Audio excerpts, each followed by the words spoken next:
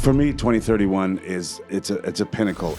I'm as nervous as you or any viewer or listener out there, but I'm also more optimistic than I've ever been. It's going to pay off. To Dan's point, dividend. It's going to be a dividend for the global game if we get it right. It's going to be difficult. It's going to be complex. But at the end of that marathon, we will have a market that is returning for the global game. When there is investment and a plan, it can work. Just mic drop on that. Hello Dream Team, welcome along to another episode of The Good, The Bad and The Rugby, brought to you by our very good friends at Continental Tires. For all of the amazing stories that came out of France 2023, there were two big names missing from the big party in France, and that of course was Canada and the USA. And so today we've brought together, and I'm going to give this to you as a compliment, I think the two most recognisable faces in Canadian and US rugby, the great Gareth Rees and Dan Lyle. It's lovely to have you with us. But in some ways that's also a compliment. It's also in some ways a bit of a worry as well, because with the greatest respect, it's been 1 or 2 years since you last put your jockstrap on. And there's only one person here who's played with them both. But there you are, which makes you old as well. It makes me really old. Yeah, it does. Two big names missing from France 2023, and we're going to get into the state of Canadian and US rugby over the next hour or so. But first of all, how are you? Well, very well. Yeah, fantastic time in France. What great hosts they were. My 10th edition of a World Cup in various forms. And you're right, it was pretty sad that we weren't there. A few reasons for it, but a great celebration of the game. That happens every time we have a World Cup. It's great. And when you're in a market, just like Dan and I are, people see like quarterfinal weekend was just special. And even people that don't know rugby, they loved it and they loved the stories and the scenes. So it's pretty cool to be a part of it. How are you? Good. Well, you look a lot better certainly than some of the others who've been doing World Cups around here. I would say lunches. He taught me a lot. He taught me a lot. Yeah. Good, bad, and the ugly, right? Yeah. NBC had great numbers. I do a lot of work for them online and linear television for the World Cup. So, despite U.S. not being there, there are 30 million identifiable fans in the United States. Wow. In the expat world, in the rugby world, I saw so many Americans. I sat next to randoms, at the World Cup, walking around Paris, walking around the other cities. There were a lot of Americans there. The Legends guys, not the legends, but the legends that sell the merchandise. They said the second most profitable market for them is the United States, and they were missing the United States in this World Cup on the ground by way of merchandise sales. So, as an American that loves our stats, and obviously I'm going to that, we had a good World Cup as far as a not being there and all the bad thing that go with that, but certainly there is a horizon that is really apparent. I sat next to in both the semis and quarters. I sat next to someone from America, one from South Carolina and one from Arizona. And I was like, why are you even here? They said, well, we love rugby. So what you guys don't realize is that without a Six Nations or whatever you got in your country, North America, this is it. This is the pinnacle, and we need to change that. We need to have other pinnacle destination events so the South Carolina fan can come support something on their own continent. That's the issue. Right I heard something. It's 3.9% of the USA population are rugby fans, which doesn't sound like much, but then you put it into 400 million people, it's almost 16 million people who love rugby. And if you put 16 million people on a rugby geographic map, that's just the biggest country in the world. Because I think France is 14 million, biggest, and I think England's about 12, I think. So you go, well, it's an untapped. Why are we here? Why haven't we engaged? Why are they not? Because that's the bigger question. All good questions. Let's get into that. But just before we do that, I mean, one of the great themes of this tournament has been the colour brought by Chile and Portugal and Uruguay, etc. Canada specifically did not make this year's Rugby World Cup because they have fallen away or because others have come up on the rails and overtaken them. Two issues for me, and you can't hide from it. We're not here. First time ever for Canada. And Kingsley Jones, the head coach of Canada, and Gary Gold, the US head coach, were dealt a shocking hand. out of COVID, where the teams literally hadn't been playing, they hadn't assembled, had to go and qualify against the likes of Chile, and it didn't come off for either country. So that's a fact. That's an excuse, but it's in place. What it's also done is make us realize that underneath that, the development systems aren't there. We need to do more. Someone like Chile has been really well supported, and you see decent investment from World Rugby. They got the results. They came here, and those boys were proud. The fans were fantastic, and what a great addition to Rugby World Cup. So when there is investment and a plan, it can work. So there's MLR, the Major League Rugby, which is, it's functioning and it's alive and well. And it's great. 66 Canadians have jobs. And you forget, when Dan and I were playing, it was hard to get a job, right? And then the next generation almost couldn't get a job in Europe. So it's tough times, but if there's a plan and there's investment, then it can happen. So it was great to see Chile there. Fiji, look at Fiji. I mean, incredible investment over 7-8 years that paid off. And they're one of the stories of the tournament. But what is the conversation? Because in 8 years' time, we're going to be in the US.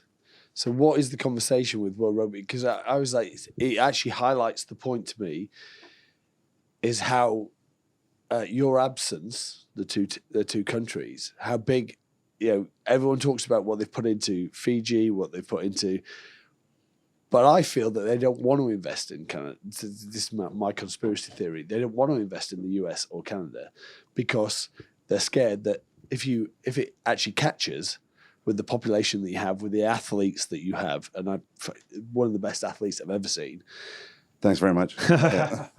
Sorry. Sorry. It's a bad thing. I know my fingers about Yeah. If we say anything about you, I don't think Best sender I've ever seen in my entire life. My NFL trial wasn't. What is that conversation like? Because if the US turn up to the party, that's a game changer for the sport. That's a hell of a conspiracy theory. Is there any validity in that? That's Grassy Knoll stuff. So the Dallas Cowboys and England and the All Blacks know who they're going to play for the next 100 years, right? The tier 2 nations, in the United States and Canada being the ones in the front here, don't know who they're going to play, right? So meaning we don't know literally 2, 3, 4 months ahead of time who we're going to play.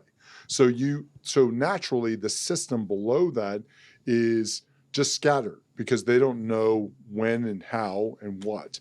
So the World Rugby job for all the tier 2 nations out of the back of this World Cup, and certainly has been gestating below the surface, is to give a schedule. So everyone talks about tier 1, play the tier 1s, right? The United States, I think, do the math, everyone out there, I think has played Fiji 3 times ever. In 1998 in Suva, in 1999 in San Francisco, won that game, and once in 2003 in the World Cup when we lost 1918, in Australia. It hasn't happened for 20 years. And we're just, so that in itself, if all the world is paying attention on the tier 1s that are out there and make up World Rugby, it's like, hey, hold on here. Now you add Samoa, now you add Tonga, now you add Canada, now you're on Japan, who are very much all in the same boat. You put a competition together, and you'll hear it now. It is about to be put together, and that if you play 10 test matches a year, you can begin to have a barometer. You need 10. Right? Yeah. And it's not a top-down approach. I'm not saying that, right? But all the development, all the grassroots, all the width and depth of all of that stuff, from colleges to high schools to everything in between, can start to fill in within that structure. And that is, and so if you include the July internationals and November internationals, whether that's a Nations Cup, whether that's whatever, the Challenger Series right below that will include all the nations that don't merit-wise deserve to be up there, right? So I'm not of the pound the drum for every tier 2 to play every tier 1 multiple times. It's still a meritocracy, right? It's still about commercial viability. And so you have to dissect it in that realm and start with the calendar. That said, and let me respond to that. Just on the tier 1 stuff, if I want to go into Toronto or Vancouver or Montreal, I need a tier 1. to do that. But that's not the only thing we can bring in. To Dan's point, there's other meaningful competition with a plan. And I need to come back next year and the year after and the year after. And just one comment on sevens, because Dan has been a huge part of Vegas Sevens, which was a huge tournament, not only for putting it on the map, getting NBC to the table, but also having, participation. All these teams, 600 teams come in. Fantastic. Vancouver Sevens, huge success for us. We put 75,000 people in a stadium at the end of February in a football stadium in Vancouver. It's a great party. It's amazing. If you haven't been there, you got to go. There's my bit. Is that official invite? Well, yeah, you're right. You're on. I don't like a party. I Yeah. don't like to drink. Yeah, So. no. But the point being, because Vegas Sevens or USA Sevens as is now and Vancouver Sevens had a plan and know that we're coming back next year, we've built proper North American awesome events. Yeah. And we can do that if we're given a plan, if we're given some fixtures, and we're given a runway to do it. Very, very interesting. I want to come back to what it looks like specifically for Canada and US at the top level. You made the really interesting point about top down. And can you just give us an overview of what is happening in terms of player numbers at the moment and what the structures look like for kids? We hear a lot about those who don't make it into the NFL get picked up and they get given a go at rugby. What is actually happening on the ground? So combining what you talked about before, so and Gareth said, Chile, Uruguay, Portugal, right? Small geographies as far as getting to and from east to west and so forth, right? Smaller playing numbers, aggregation, people to come together. So it's easier to train your best and brightest, right? Yeah. After a while. There is a steel reinforced ceiling to that at some point, right? Because you have to have a athletic metric pie. How high do I jump? How fast do I run? With a rugby pie, right? You have to combine those together. And if Joe Mahler or Vincent Kalk are the best props in the world, I'm not saying they are, but if they are, right, then what do their rugby and metric pie look like? So that every Tom, Dick, and Harry that's out there is that wants to be a loosehead or tight head prop has an aspiration to that, right? So you code those metrics. Now you fast forward or put yourself in America, right? And so there are 1,000 universities that play a game, no lie, right? So there's 600 men's and 400 women's universities. So if there's 10 graduate seniors a year, that's 6,000 22-year-olds per year that are sitting there. What are they doing? I love stats. What are they doing, right? And what are the 400 women 22-year-olds doing? The problem is there's no place for them to now go, right? So MLR is one thing. Now imagine you have a U18, U20, and U23 system where they're getting together on a regular basis. Every summer, they're playing 8, 10, 12 games, right? That Moneyball, Billy Bean thing, right? That's out there in the stratosphere. More time together, more training, a la Portugal, the soup du jour, right? It's Chile and Portugal, right? So you get together. The continent is not the problem in America and Canada. It's really the aggregation of all that width and depth together. So you get U18s playing more often, U20s, U23s against Canadians, against South Americans. Real easy by way of logistics to do, but none of that exists because there's I played 1 year. And the only test we played was against Canada.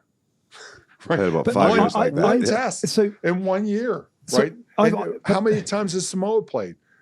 8, 12 times in 4 years? But we're talking about the US here. I mean, of course, everyone can look at sort of the fixture list, etc. But this is the US. It's the land of opportunity. Why has nobody to this point? Let's start with the home truth. Yes, we're our own worst enemy. Okay, so we're our own worst. We've made mistakes. We have made so many mistakes because we're amateur, right?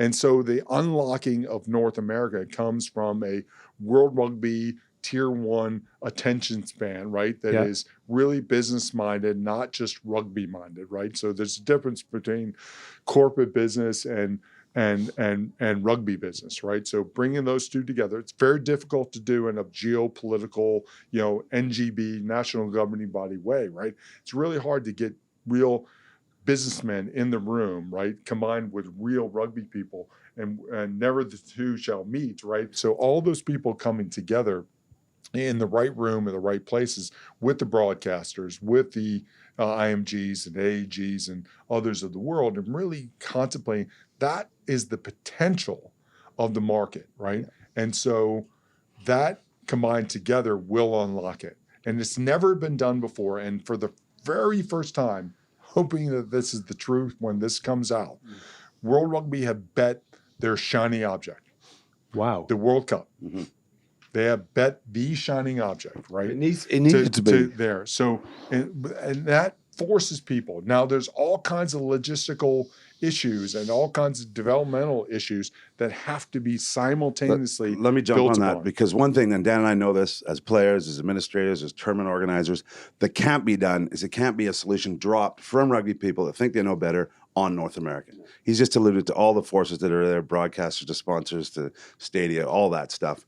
So there is some good traction, and coming out of World Cup, some good conversations. Rugby. This is good continental coffee. Continental coffee. There you go. Dan, welcome anytime. Yeah. Tastes like tires.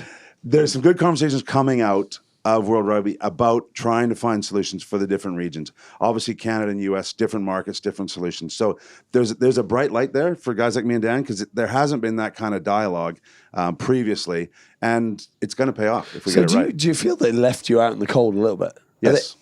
Yeah. And this is my biggest thing is if rugby talks about a global game constantly, always does, but it doesn't engage in the biggest market in the world. So I'll tell you how Nathan Bombras, our new CEO, has come from Scottish Rugby. Great for Canadian rugby. Get us organized, businessman, working hard.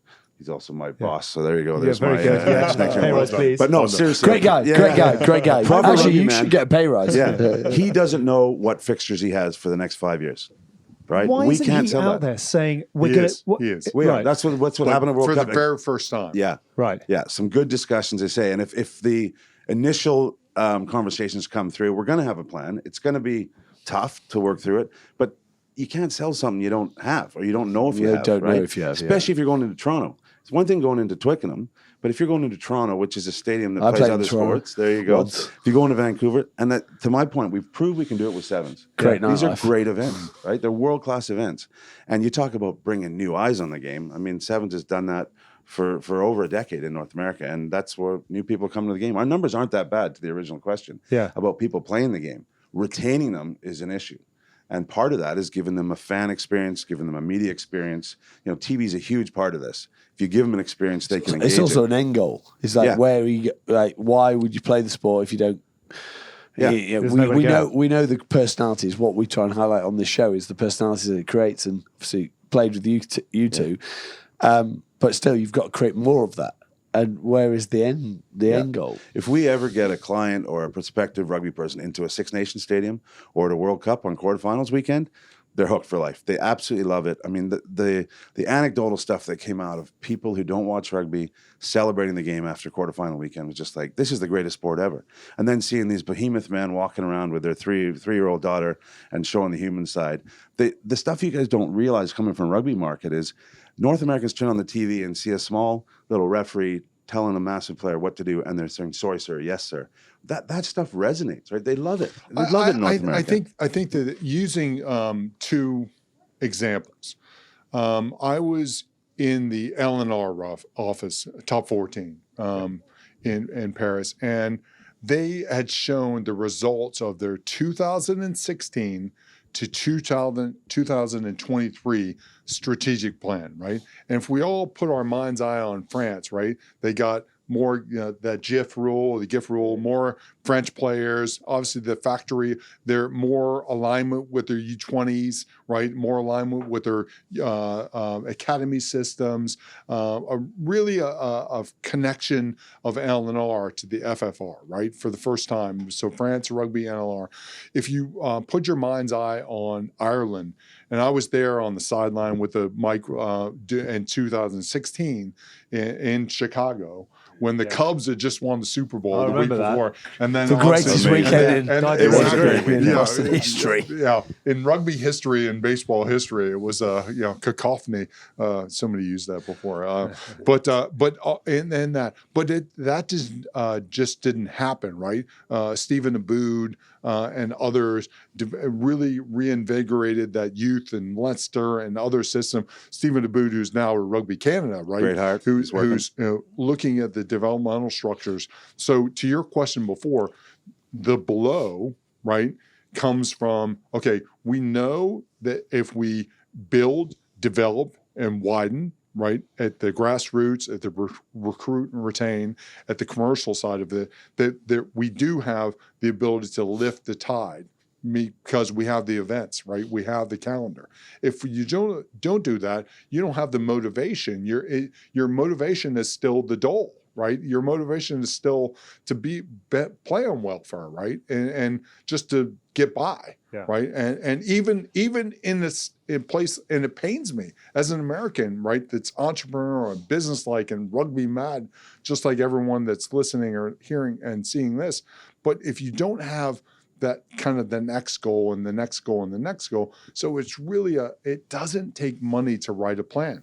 But right? also, And that's the guilty part of everyone. We have not written a plan to get there. So now it's being reverse engineered vis-a-vis the World Cup. But also, it's not even easy when you try and have a plan. Oh, yeah. Because you tried to bring... It's difficult for everyone, Yeah, right? obviously you're part of AEG, and you tried to bring a British and Irish Lions team to America. Yeah. More teams. You put the best commercial prospect on their table for years, and still they turned it down. So how do you This is ahead of 2027, is it? Yeah. Yeah. How do Are we you allowed make... to talk about that? Yeah, I mean, so there was an opportunity for the British Lions to go to Australia via a game in Vegas to play against the US? Against either a North American barbarian or a U.S. team, depending on how the market developed, right? Didn't really matter who the opposition was. No. You're in Vegas. So this in that is the stadium, Lions right? going to Australia via the US. Yeah. Big money deal? Oh, yeah. The most expensive deal that the Lions will ever get paid. And the outcome of the conversation was?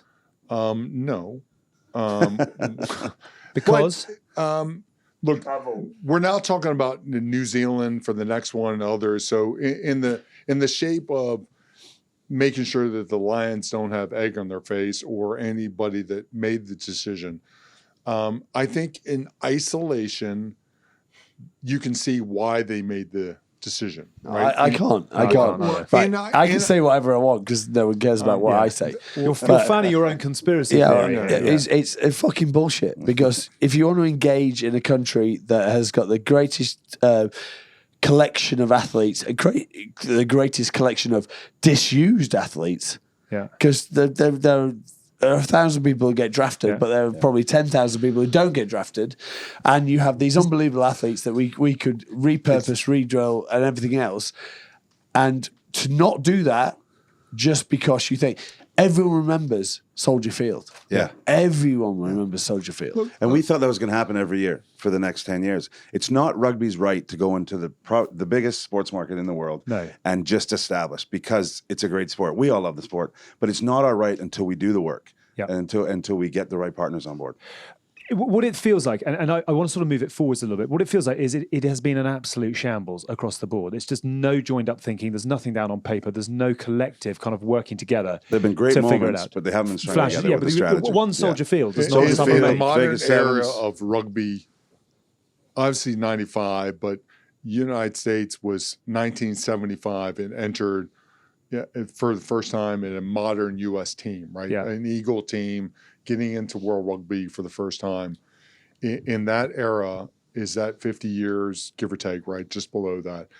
We are still a startup company. Wow. We're still in the growth. What was your journey? Because I still class this guy as one of the greatest player I've ever played with, skill set wise. Because your college history was for uni. You played American football. I was Commanders and Redskins back then, and offered before I came to Bath.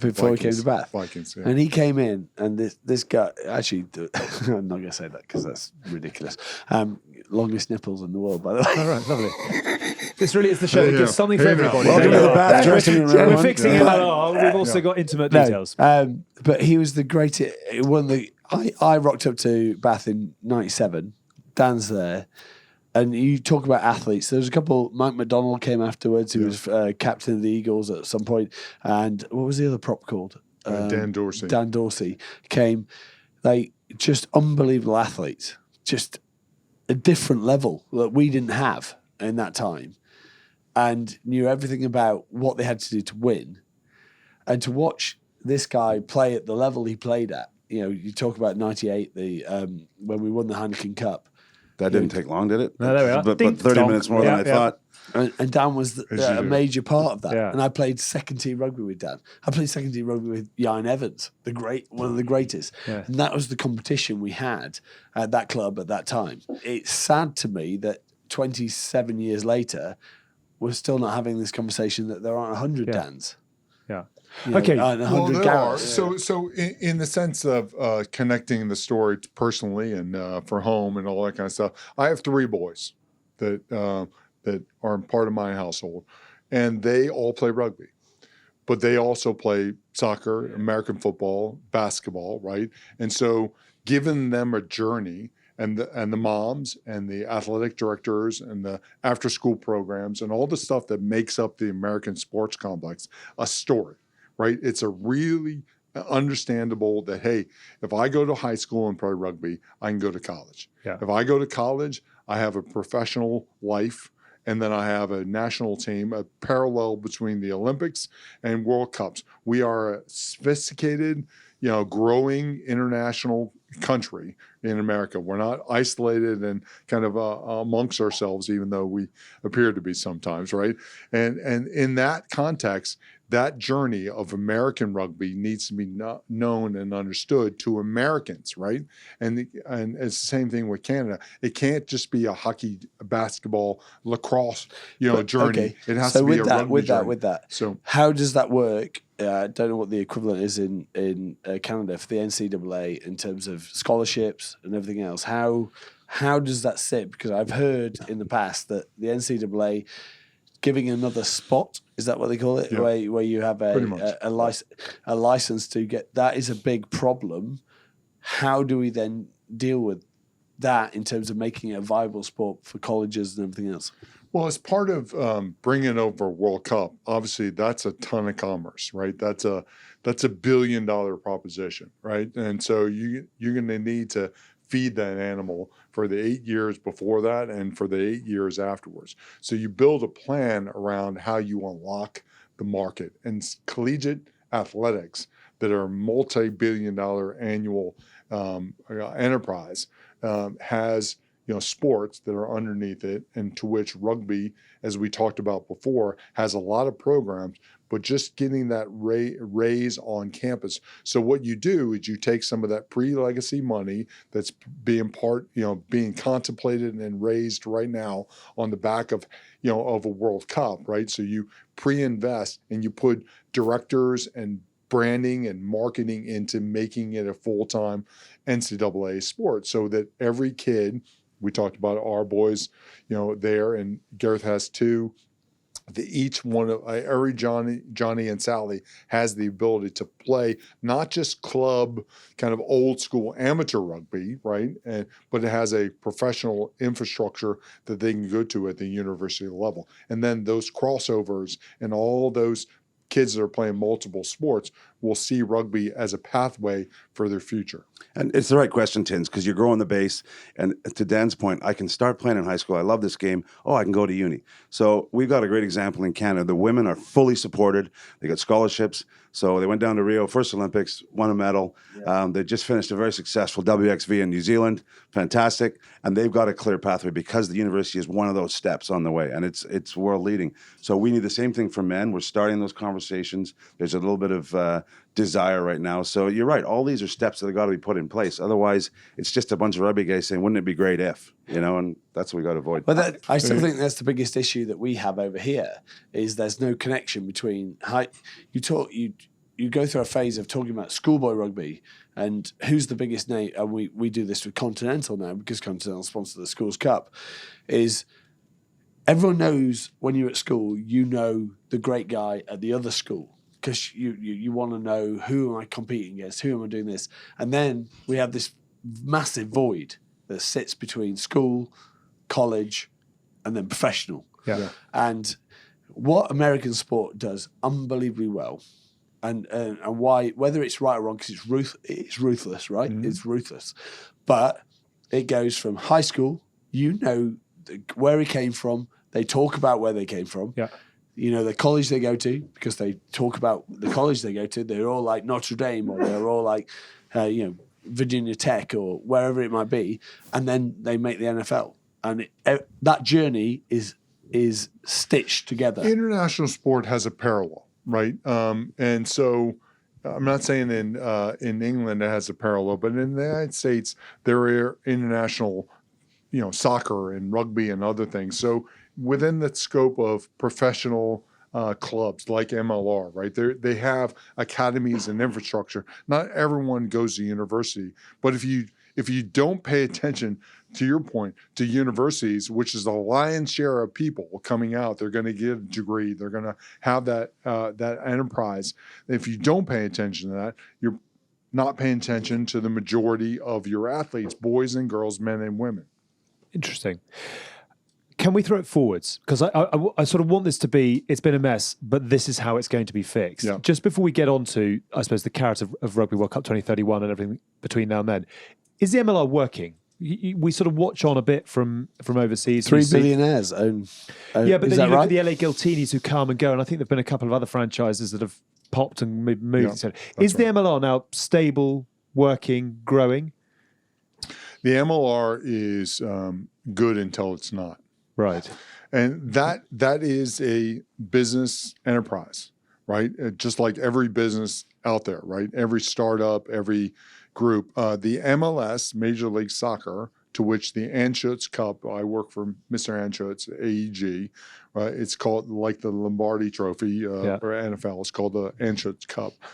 At one point, because billionaires were walking away from the sport, right, for soccer in, 15, 18 years ago, after 1994 was the Soccer World Cup. I remember in the United Diana States. Ross. 1988, when FIFA came to the United States, they said, and all the world's press, every single one of them, it'll never work. The World Cup will never work in America. It will be the biggest catastrophe.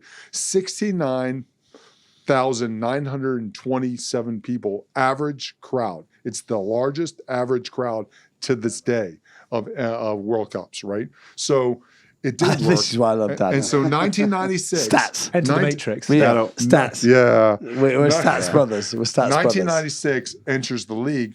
8-9 years later, we owned 6.5 of the 10 franchises, right? And there was a room where, do we keep going, right? Do we keep doing this? Now the underlying economic value of these teams is you need $500 million to start you have to build a stadium. Yeah.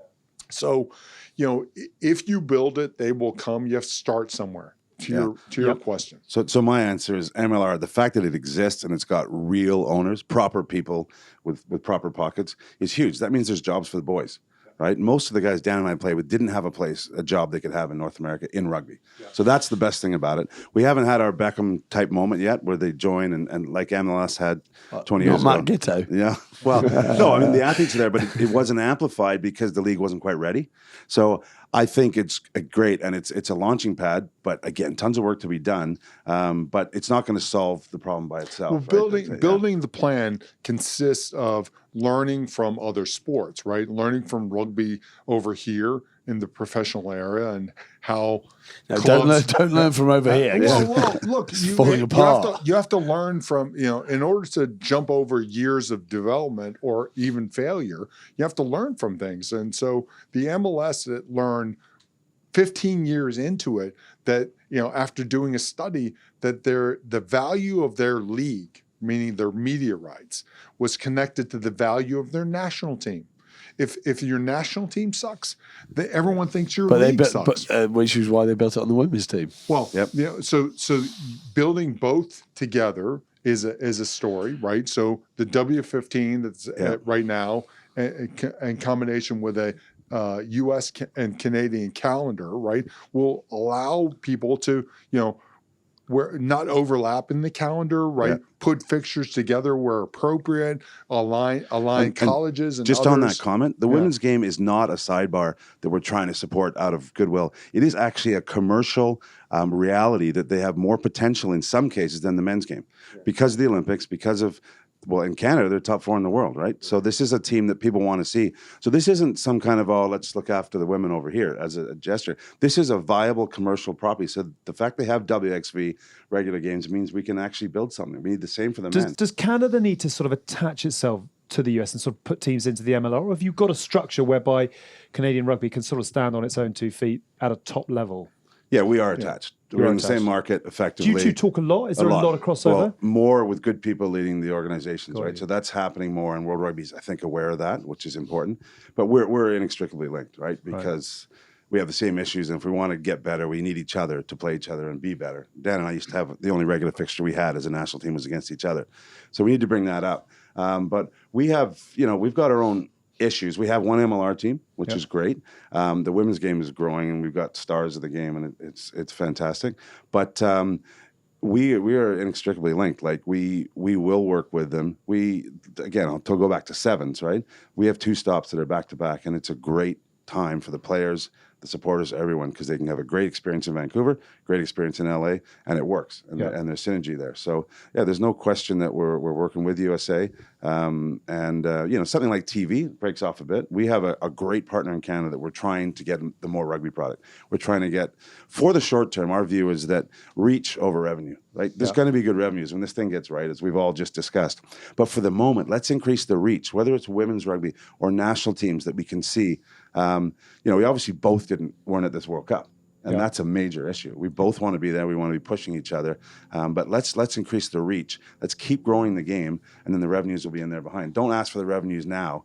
Would be our strategy in Canada, right? Because there aren't big numbers right now. What I have a feeling with rugby, right? There's we've always talked about the arrogance of the hierarchy of rugby. Well, just too many voices. There's too many voices. I keep going back to the UFC. And you look at what Dana White does. One bloke, one decision maker, and he gets it done. Rugby, we're talking just like F1. Right. Yeah. Just going around, passing the piece of paper around the table, and no one doing anything with it. Right. Look, and what my point was that we think we know. We don't know. Rugby as a sport on the pitch is amazing. Internationally, amazing. Even Premiership. What you see on the pitch is amazing. But behind the closed scenes about being a professional sport, being everything else, running it to the right way, is fucked. Right. But never do we reach out to the nation that has set up the biggest sports in the world, both, whether it be Canada, whether it be US. Everyone looks to. I can talk about NBA. I can talk about NHL. I can talk NFL, because they've set it up in the right way where you understand it. Yeah, I know more about college football, well, mainly because of gambling, but I know more about college football than I care to imagine, and the draft and everything else, because that is how they build. That is how they build their sports. And we haven't found a way in 27 years. So there's a complexity to finding common ground, right? And common ground, it's so nice when he speaks. It's just like relax. Yeah. Look, the Churchill, the Harrow model of the GB of world is Churchill's mother was American and his father was obviously a lord or whatever you guys do over here, right? But what do you need? Phone lord. Exactly. But in that context of if we're 2 people not talking the same language, right? And so we have to find the common ground. What are the common grounds? And to me, the Olympics began to be a common ground, right? And then all of a sudden, and Rio was a really interesting start. Tokyo during COVID was really, really dangerous, and all kinds of things were going on, not from a sense of does it keep going and all that stuff because of the viral nature of the world at that time. But can World Rugby, meaning all of us, the rugby world, say to the IOC and the rest of the federations that are existing out there, can we say that rugby is the best sport at the Olympics? And right now, if our best players don't play, if Antoine Dupont and Hugo Keenan and Bowden Barrett and Owen Farrell, don't play, in that are we two sports? Is England versus GB and Wales and Scotland, but South Africa, and it's a sport because you only have to have quick. It's almost an anthropological dialogue, right? You only need quick. Tall quick, fat quick, you need quick in sevens, right? So the rest of the world can all play. Everyone has an Olympic federation, so they can grow the sport within their countries. But is it, just in America, we now have flag football and cricket and other sports that are coming up. So if we want to stay ahead of the game, so America, we know the NBC pays like 3/4 of the IOC bill for the Olympics, right? When the 100-meter final starts, it's like NBC, 9 o'clock prime time, right? Yeah, in New York. So if we want to get the sport right, we have to understand what our products are and what we're trying to do. Hey, just a red flag there with flag football, lacrosse. Red flag. No pun. Flag on the play. Yeah. With the cricket, lacrosse, flag football going in, and NBC, obviously, that's one of the driving forces. That's a huge threat to rugby sevens. We have to get the DuPonts on that field, and we have to keep growing the sevens game. Just quickly, has sevens getting into the Olympics diluted the conversations around 15s in Canada and the US? Great question. I think Alex. it's confused in a lot of places. Yeah. In the not the myopic world of tier one, everyone else is out there going, what's the sport, right? Yeah. Rugby is rugby. If rugby league came to America, everyone would be rugby, right? It's a confusing dialogue amongst, if we keep it, the head on the under the water, then we're going to have a really difficult time understanding some things. So to your question, sevens is a gateway to the broader sport, the 15 sport, because the sport of 15 engenders itself. All shapes and sizes, boys and girls, everything goes in 15s, and you can, you don't need much. But sevens and touch and flag are a means to an end. So we have the 28 Olympics, right, that'll springboard. We have the 26 FIFA World Cup, right? Yeah. Talking about the perfect runway for a World Cup in 31. We have 26, which will test the stadiums, test the cities, test everything, right? 28 Olympics, you can test the market, you get your brands and all that kind of stuff.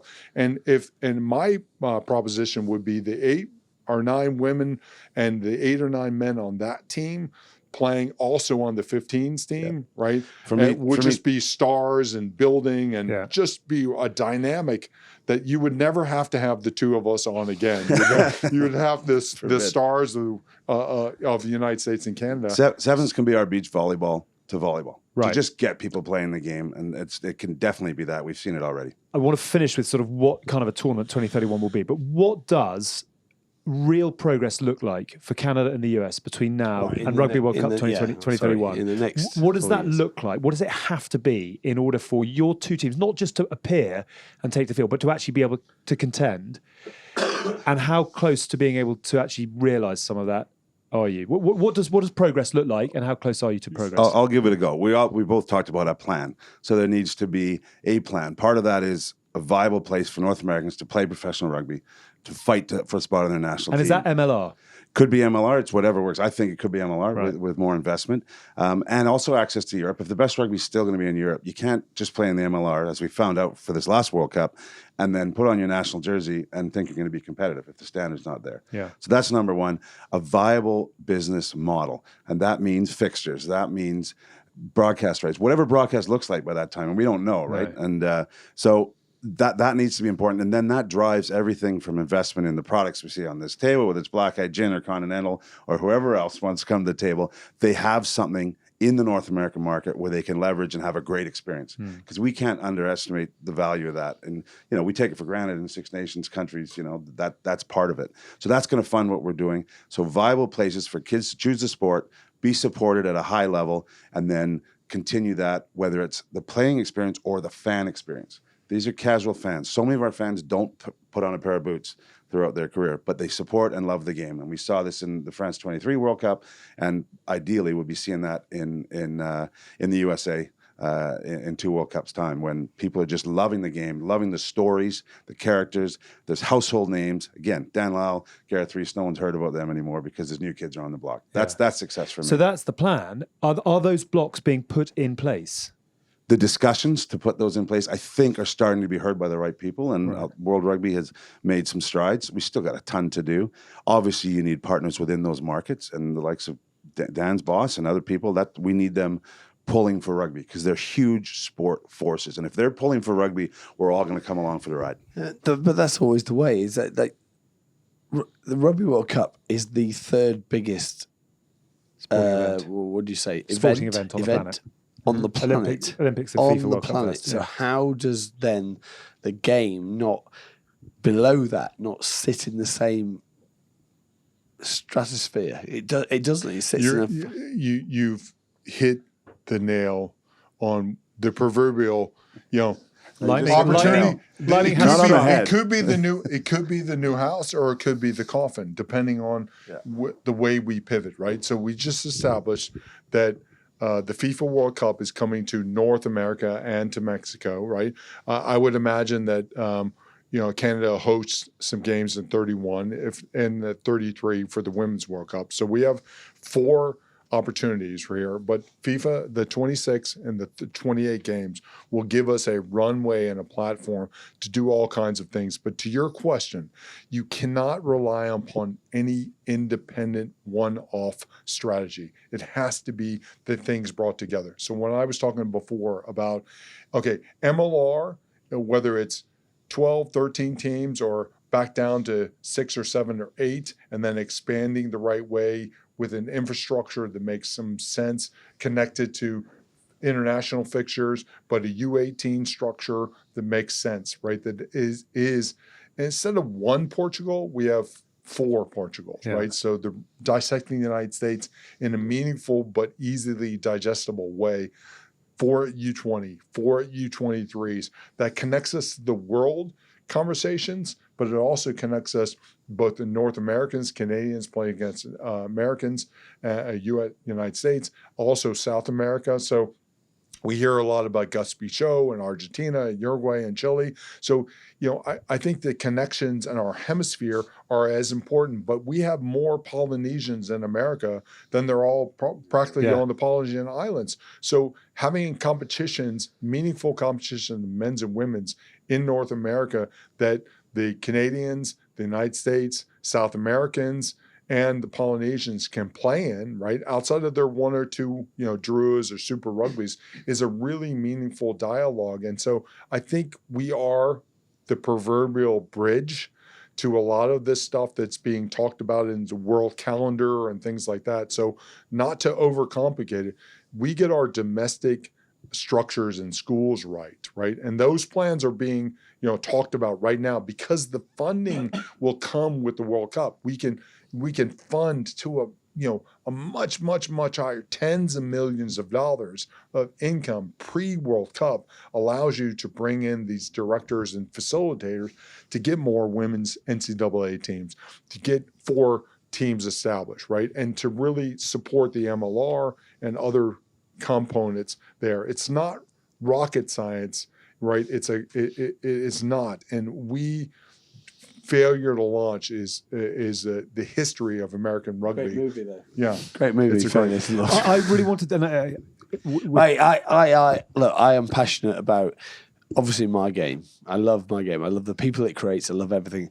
But I actually love American sports, as you probably figured out through this show, is because I know quite a lot about it, and I invest my time figuring out how America has made all their sports great. It's very elitist, but they celebrate their athletes, and I think if the NCAA could give 1% of what they give to their basketball players, they're NFL players, they're anything. And We go, want to earn it though. yeah, of course you do. You have to prove it. And I, as an American, I want the New Zealand CEO, the RFU CEO, the Australian CEO. But New Zealand would be amazing. In the past, it has been very one size fits all. That's why I brought up the dole mentality, right? The state with welfare state. It's been that. It's all countries in the world. So they've invested a ton in Fiji, right? A ton in Argentina. 40 million, I think, right? put in World Rugby. To the extent that they're trying to create a system and an infrastructure that becomes sustainable. Yeah. The only difference between that in the United States is the sustainability. But here's the big factor. And Gareth and I talked to their blue in the face. The United States is a dividend market. It is not. It's a dividend market for itself and a dividend market for everyone else. There are more media What do you rights. mean by that? So soccer, for example, we started in What you 88. get out of it. We started in 94, 96. Now, Premier League, Serie A, La Liga, Bundesliga, they get more. It is the most producing financial market in the world for soccer, right? So it's $1 billion Premier League deal. So $1 billion the interest Premier. pays everyone So- around the Gotcha. world. So- funds the game effectively. It's a dividend. So you can declare victory and move on in North America, right? You don't have to. It's just a matter of kicks. It's a big, wide, clunky, right, as we have established, market right now, right? But it's worth it. Yeah. It's worth it. So I wanted this show. I mean, I'm a problem solver, but this is obviously rugby, so we're not getting very close to any solid solutions yet. I suppose the question is, if it's not there yet, are you optimistic? From what you've mentioned, US rugby is 50 years old and has not really gone very far. And how would you change it if it's not optimistic? Yeah, I mean, we've built the plan. Is it going to happen? Is the next 8 years going to see fully fit, fully firing, and properly competitive US and Canada teams arrive at 2031? Or are we all still going to be here in another 8 years saying there's a plan and bits of paper To my conspiracy theory, are you being held back? or helped? Or So helped? the moment that the U.S. Eagles didn't qualify for this World Cup, I genuinely wanted them to be there because they're our cousins and we suffer the same stuff. That was huge because it actually did shine a proper light. We're actually going to hold a World Cup in France, and Canada and U.S. aren't going to be there. Yeah. First time Canada's missed. U.S. has only missed one other time. So, yes, I think the conversations are real. I think especially World Rugby and a few of the other partners, and people are talking to us that haven't talked to us before. I genuinely think that the dialogue's there, but there's got to be commitment alongside it, right? We've seen it in the women's game, just to mention that again. I mean, there's been some real growth, and there's actually a bit of a plan there. But in the men's game, there's so many forces. I think the question's a fair one. Are we going to be able to identify a strategy, but then execute and get the right parties in behind it? Because the North American strategy is a must because of where we're going for a World Cup in 2 stops. And it's going to pay off. To Dan's point, dividend. It's going to be a dividend for the global game if we get it right. Alex, I'm as nervous as you or any viewer or listener out there, but I'm also more optimistic than I've ever been. I've been doing the admin side for almost 20 years and professional side before that for 10 years. So being involved in American, if not professional rugby for 30 years. And I've never seen, because of this World Cup opportunity, the amount of people that are paying attention to rugby outside of their own countries and within the United States that are part of the American sports complex. I've never seen that before to the scale that gets me excited and gets me up, each and every day. That's step one. Mm-hmm. That's not step. It takes a lot to get there. The challenge is the courage to actually know that it's going to be difficult. It's going to be complex. It's going to be wide. It's going to be deep. There's going to be some hurdles, right? And really taking that Band-Aid off all the way, right? And saying, okay, I'm going to stumble, right? I'm going to fail, but don't we all teach our kids? Don't we all teach everyone that out there? You only learn from failing. Exactly. But it's not going to be. We've done enough of that. It's not going to be every failure, right? It's not going to be a one-off knockout game, right? This is a marathon of an expedition now. But at the end of that marathon, we will have a market that is returning for the global game, right? It'll be a market that can sustain itself, right? And we have multiple teams, that are and really it's below the national team level. It's every club, every single bitten surface area of World Rugby and pro rugby and grassroots rugby will be positively affected by that. And that's not a sales pitch. That's a reality that multiple sports have gained from. Final question then. There is a hell of a lot to do, but what could and will Rugby World Cup, should and will Rugby World Cup 2031 look like in the US from this point? Mr. AEG, you want to start us off? Big commissions, I guess. Yeah. It will be, not if, it will be the most well-attended World Cup that we've ever had. It'll be the most profitable World Cup that we've ever had. The 300 suites that some of these stadiums have will all be filled, right? The population of Southern California is 26 million people just in one area, right? So, between, and the Eastern Seaboard feels like Europe, right? The DC to Boston corridor, where it's a 4 or 5 hour train journey to get up there. There's DC, there's Philly, there's Boston, New York.